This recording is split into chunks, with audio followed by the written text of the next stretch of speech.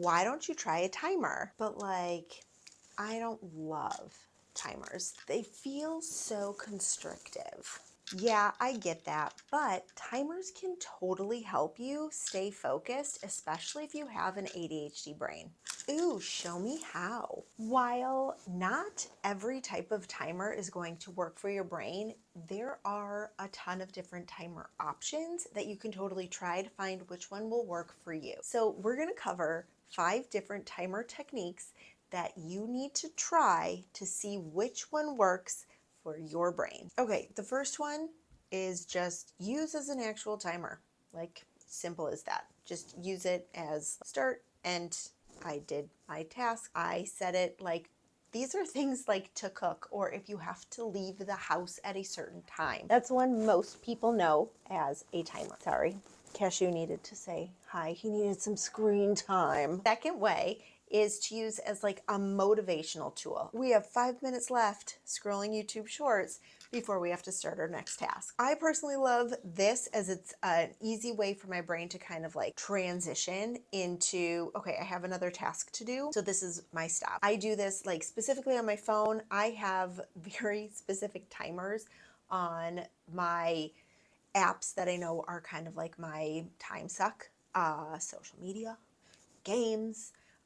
So those I have very limited time on, and when that time is up, then my phone will give me like a 5-minute warning.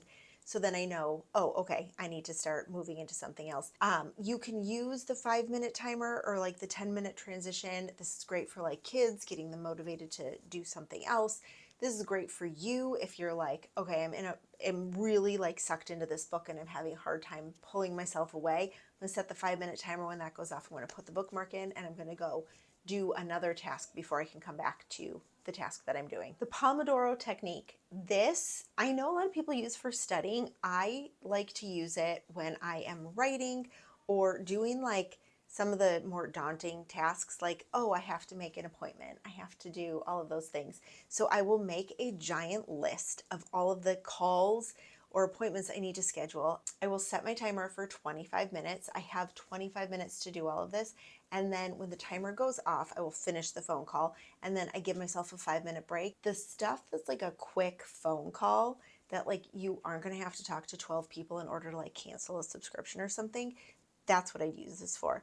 If you're focusing on like canceling something that you know is going to take a lot of time, I personally have found this other timer strategy technique to be really helpful. I don't know. Well, we'll call it like, I wrote down warnings, but like, I don't know if I even like that name. I don't even know if it'll make this video. But when I'm doing like a longer call that like I'm dreading because I know it's going to take a long time, this timer technique I use to kind of like keep myself focused in the call, because it can like totally I get like really overwhelmed because I find myself getting distracted on other things, but I need to come back to the conversation. So that's why I call it warning. So I will set like a 5-10 minute like just timer on my screen, on my computer, on my phone.